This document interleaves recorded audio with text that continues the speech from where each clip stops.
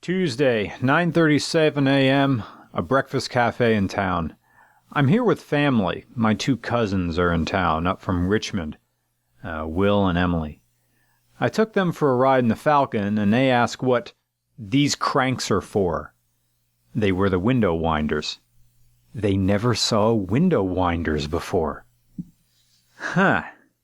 I mean, Jay Leno had the same bit. But Will and Emily still did crank the windows up and down, marveling at the weirdness of it all. They never saw manually operated windows before. They lived their entire lives where every single car, even the cheapest of cars, has electric windows. Emily hardly said a word. Late middle school, early high school, probably embarrassed from being with her mom all week. They're on vacation here, and rural Pennsylvania is boring. Boring. It made me remember one time in 1998 or 1999. My parents took a trip to Killington, Vermont for skiing. And I skied as well, but I was twisted by embarrassment from the endless dad jokes and mom-isms. And then we shared one hotel room. Dad farts, Dad snoring, and little brother nose sniffles. No escape.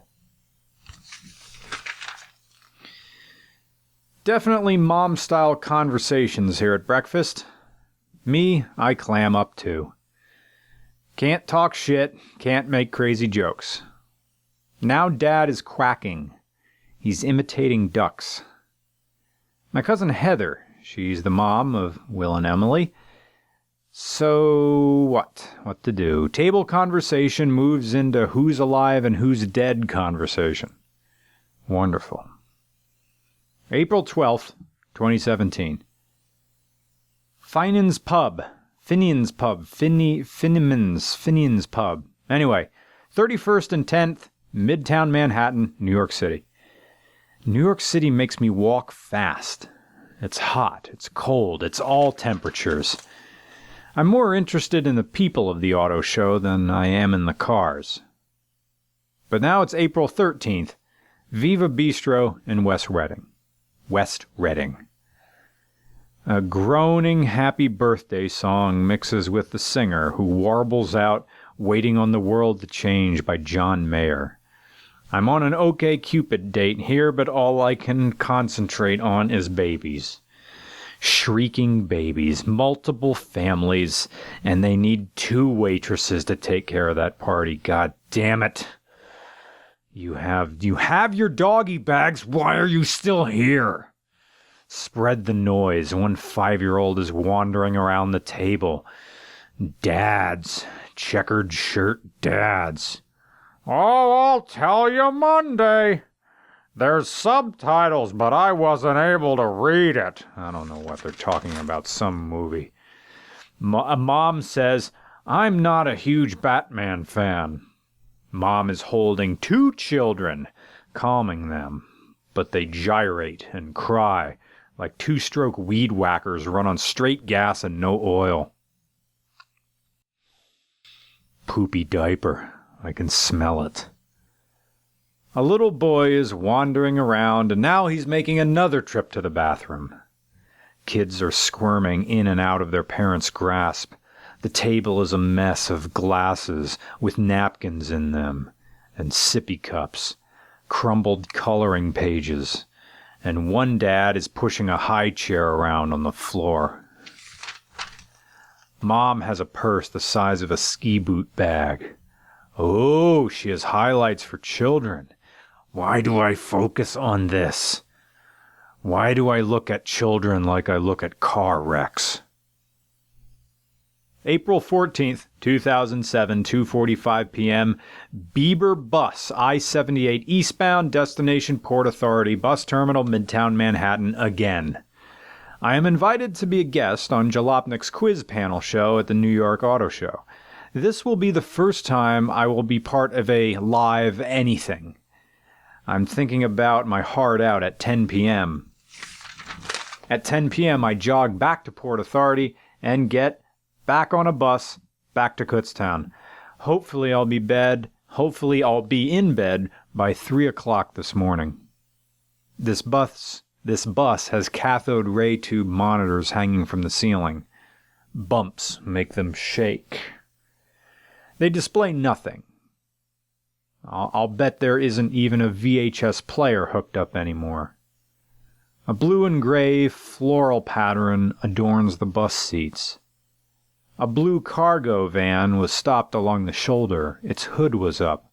The male driver leaned against the highway's steel guardrail, texting. He wore blue jeans, blue sweater, and a blue baseball cap. The side of the van read, "In God We Trust," in floor-to-ceiling white serif typeface. New York City is it. It, capital I. New York City doesn't have to hype itself or its history. It's not like Los Angeles, it's not Chicago or Dallas. New York City is it. Blocks are narrow and long. Move. Roads supersaturated. Move. If you matter, you are here. Move.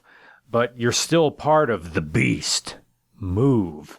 Millions of people, billions of trash bags, millions of parking enforcement. Move. Doesn't matter if it's a Huayra or a Hyundai. Move. New York City still scares me. Who is a threat and who isn't? I keep my sunglasses on and my black Summit racing cap pulled low. Head up, shoulders back, up on the balls of my feet, rear pockets button closed. Hands lightly clenched, keep walking. Move. Who is a threat? Scan every person, check your six, see everyone, acknowledge no one. I rehearse combinations in my head. Orthodox stance, front push kick, jab, slip, big overhand right, body, leg kick, run. Or better yet, just run. 3:30 p.m. There she is, in the distance. The beast. Even from a distance, New York is intimidating. The skyline looks like a temple. The New World Trade Center is the steeple. Like a god. Everyone kneels to New York. No, you have to.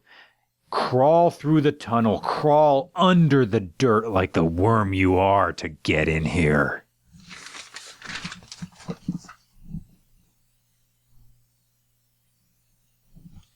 "5:24 p.m., Jacob Javits North. I'm in the rearmost section of the Jacob Javits Convention Center, and it's also the quietest. This is not press day. This is public day. Massive crowds. I am not walking around the grounds. Innumerable threats. I can't tell who is unhinged. Neck tattoos and changing male jewelry. Old, ethnically unknown men with pencil mustaches wearing teenager hip clothing.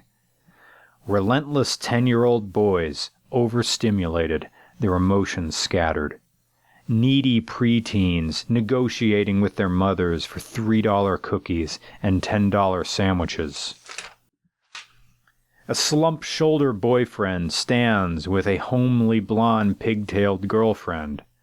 The boyfriend is balding like he's the neurotic protagonist in a Woody Allen movie.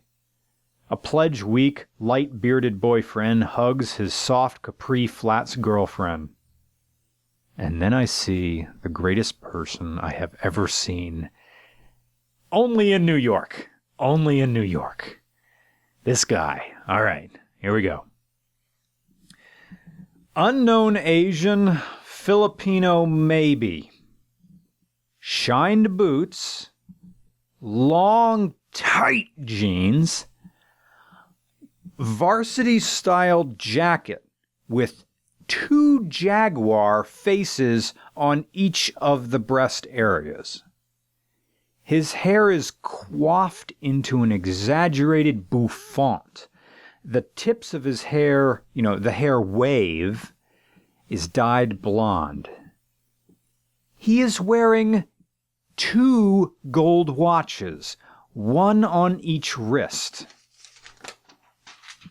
Eyeliner, foundation, orange aviator sunglasses with gold trim, and he is walking a brown pit bull mutt on the end of a pink-colored rope. He is amazing.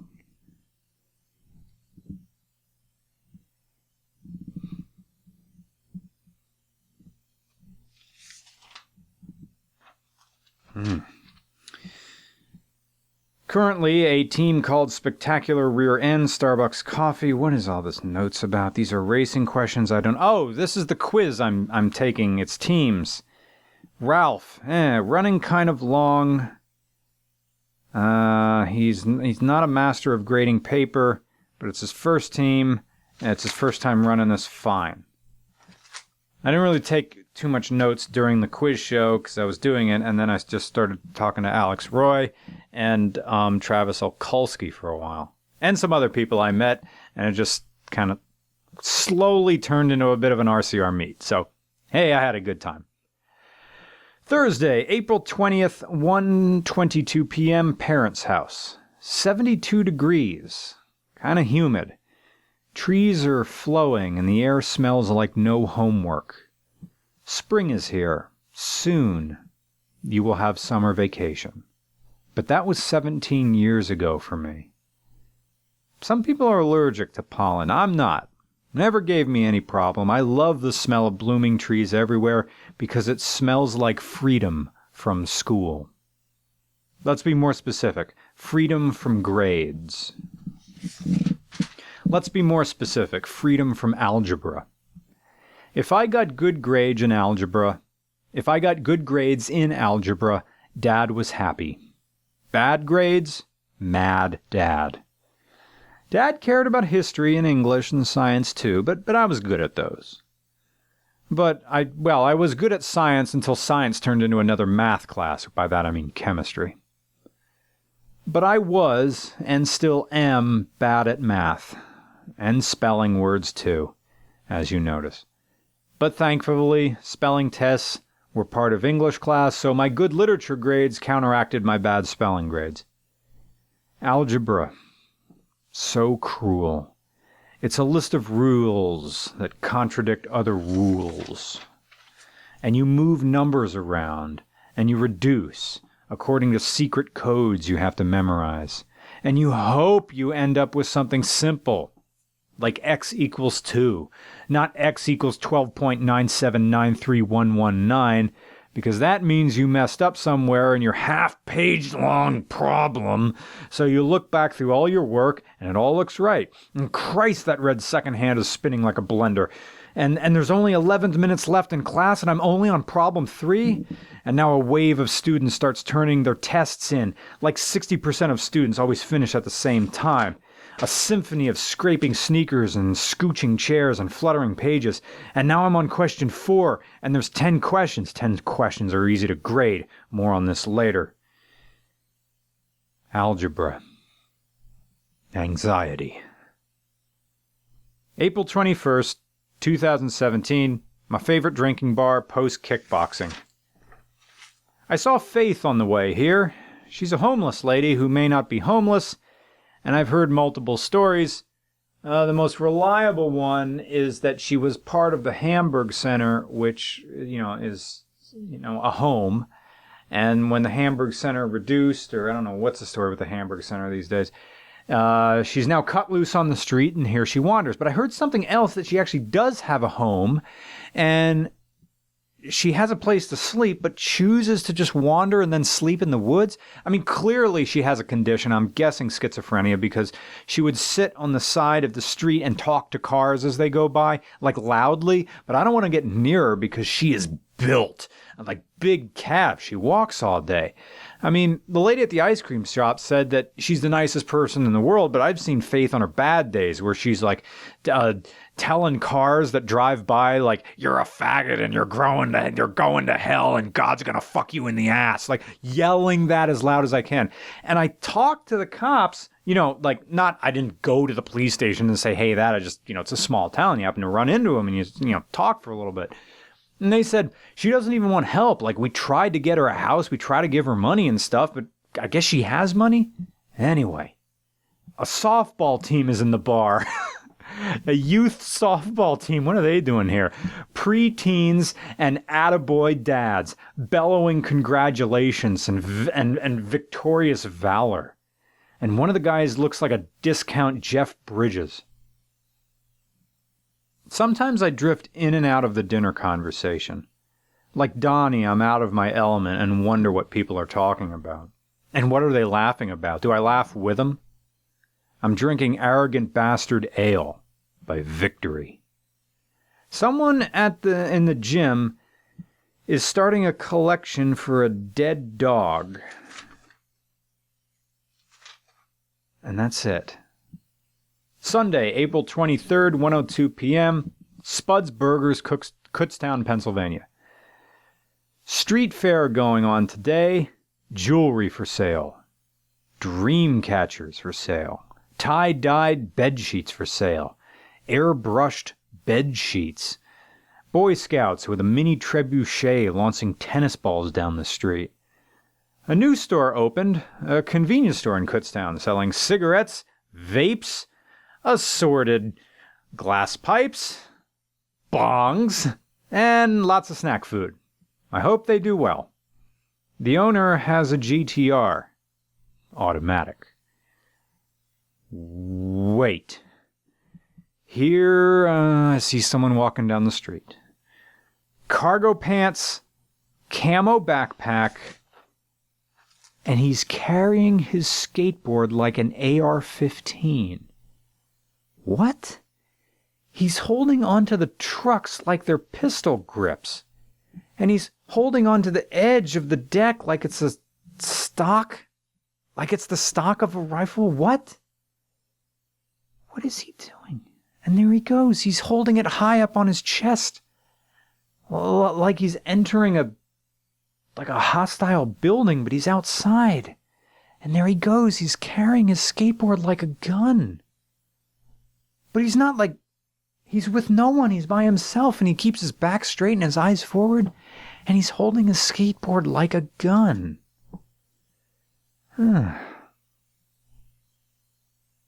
What is all this notes? Oh. This is notes about the jury duty, but my attorney advised me to save these notes for later when they are relevant. Yeah, this is a lot of good stuff here. Shame I can't read it. Alright. More on that later when the time has passed. For the April 27th, 2017. Stop by the Port Clinton Pavilion to see what's what.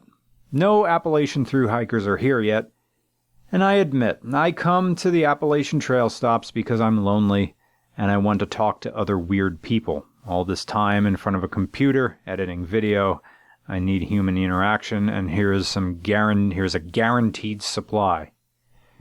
Mother birds, especially noisy today. Are they carrying eggs? Chatterboxes, long, sharp, clattering songs. Sunday, April 30th, 10:43 a.m. Your Mom's Place. It's a breakfast diner, Phoenixville, Pennsylvania. We were going to go again. OkCupid date. We were going to go to a different breakfast place, but it was overrun with unruly kids. It's weird to be here in a town like Phoenixville, a town that's not dying. 11:51 a.m., Schuylkill River Trail, Royersford, Pennsylvania. It's very wet, kind of muddy. Penis graffiti on a cement drainage barrel. Curious kids and their overweight put-that-down parents. An older woman throws a stick to her dog. The dog's name is Lex. She throws the stick out in the Schuylkill River, and the dog swims out to get the stick. "Come on, Lex, come on back," the woman says in a sing-song voice. "Come on, Lex," whistle, whistle. "Come on, Lex. No, not that way. Come back to me. Come on, Lex. Come on, Lex." The dog doesn't swim any faster, but the old woman keeps saying, "Come on, Lex." Lex finally comes back with the stick, and the woman takes it and throws it back into the river. "Come on, Lex, she starts again. The woman leaves with Lex, and leaves a wake of "Come on, Lex," as she walks back toward the parking lot.